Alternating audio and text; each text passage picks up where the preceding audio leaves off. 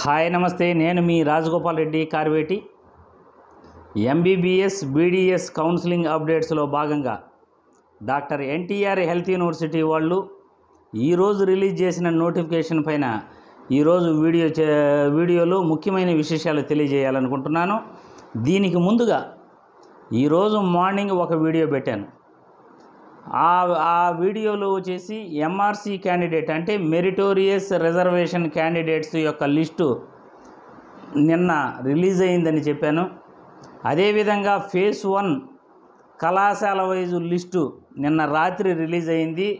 ఆ ఫేజ్ 1 కళాశాల వైజు లిస్టుతో పాటు పూర్తిగా కంప్లీట్గా ఎంఆర్సీ క్యాండిడేట్ని యాడింగ్ చేస్తూ లిస్ట్ని నిన్న రాత్రి రిలీజ్ చేయడం జరిగింది.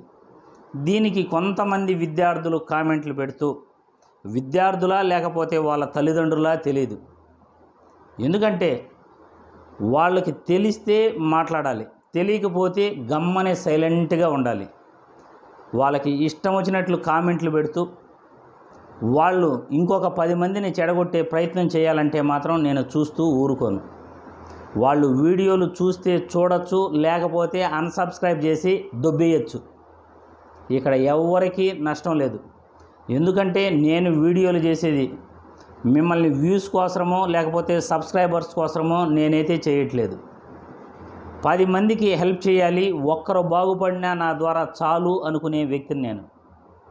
ఇప్పుడు నోటిఫికేషన్ వచ్చింది డాక్టర్ ఎన్టీఆర్ హెల్త్ యూనివర్సిటీ నుండి. ఎందుకు ఇంత నైట్ టైము? ఇప్పుడు 10:30 పైన అయింది, టైము 11గా వస్తూ ఉంది.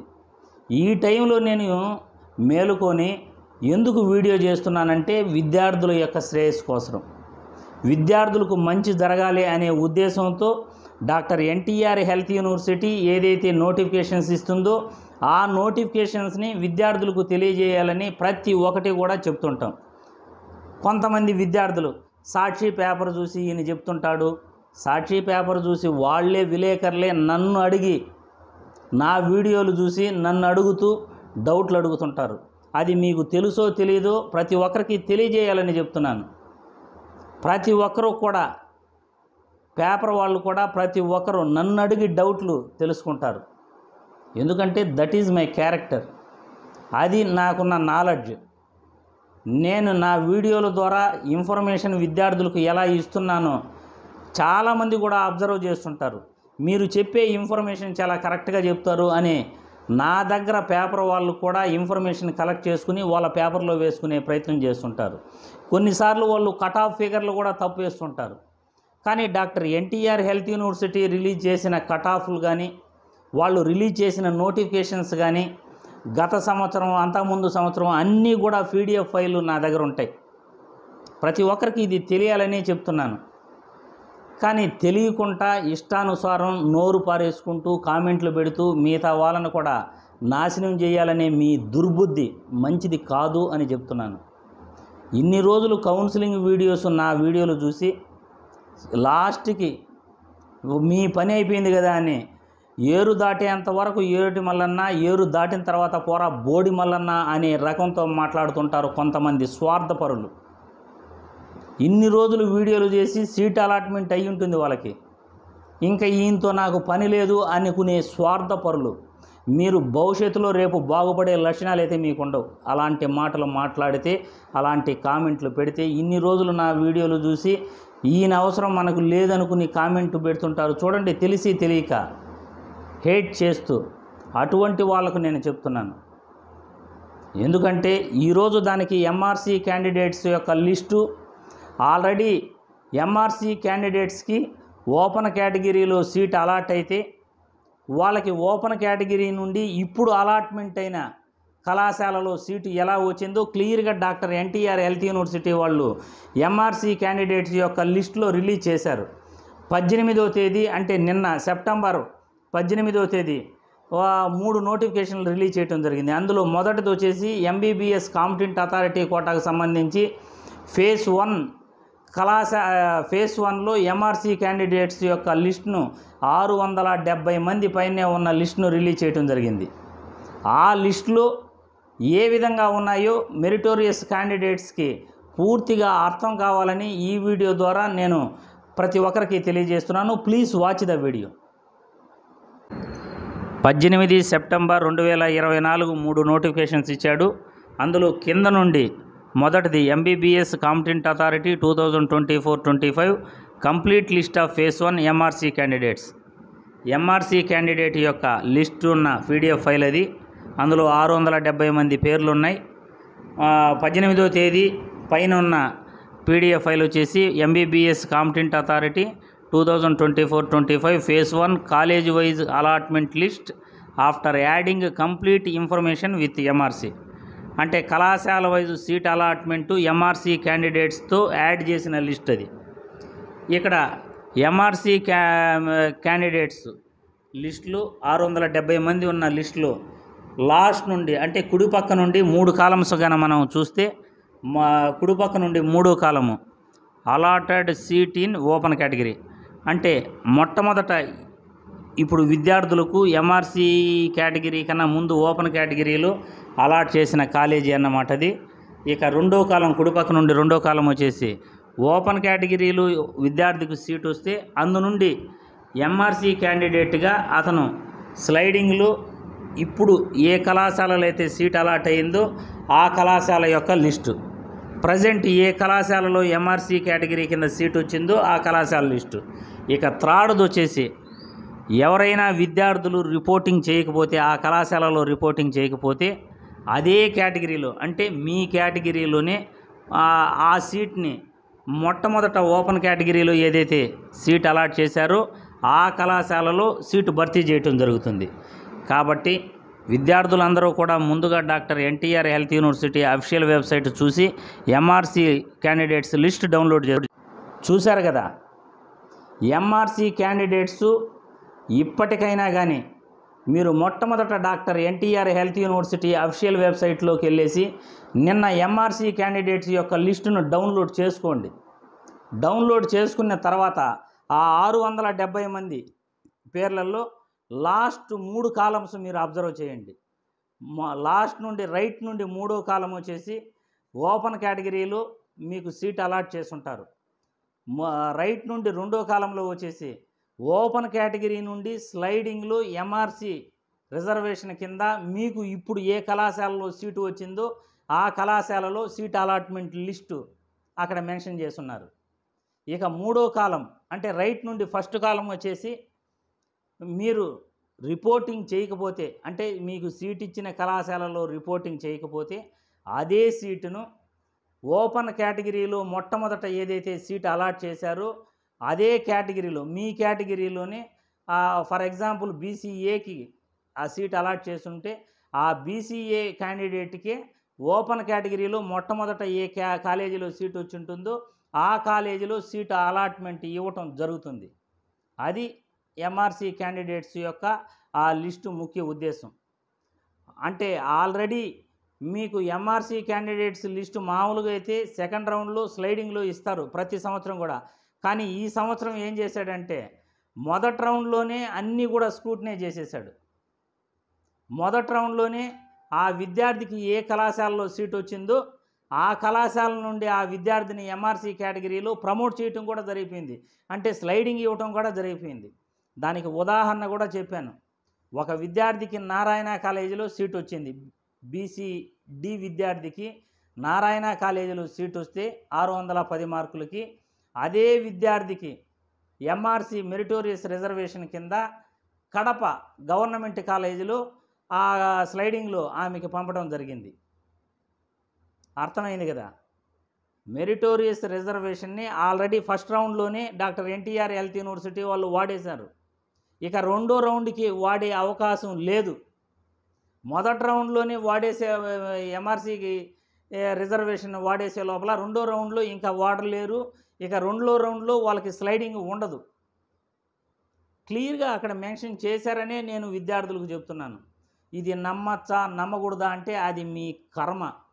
నమ్మితే నమ్మండి, లేకపోతే నమ్మకపోతే పోండి, మనకు సంబంధం లేదు. డాక్టర్ ఎన్టీఆర్ హెల్త్ యూనివర్సిటీ వాళ్ళు ఏ విధంగా అయితే నోటిఫికేషన్స్ ఇస్తారో దాన్ని ప్రతి విద్యార్థికి తెలియచేయటం, ప్రతి ఇన్ఫర్మేషన్ని క్షుణ్ణంగా డాక్టర్ ఎన్టీఆర్ హెల్త్ యూనివర్సిటీ వాళ్ళ ప్రాస్పెక్ట్స్ కానీ వాళ్ళ నోటిఫికేషన్స్ కానీ ఎప్పటికప్పుడు ప్రతి విద్యార్థికి తెలియజేయటమే నా లక్ష్యం.